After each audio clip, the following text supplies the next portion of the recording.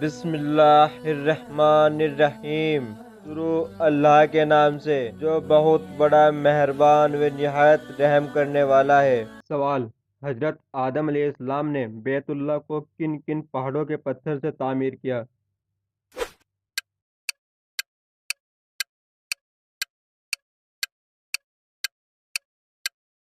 जवाब: हजरत आदम अलैहिस्सलाम ने 5 पहाड़ों के पत्थर से खाना काबा की तामीर की। नंबर 1 सूर सीना। नंबर 2 सूर जैतून। नंबर 3 जबल नेबनान। नंबर 4 जबल जूदी। नंबर 5 और उसके खंभे हीरा पहाड़ के पत्थर से बनाए।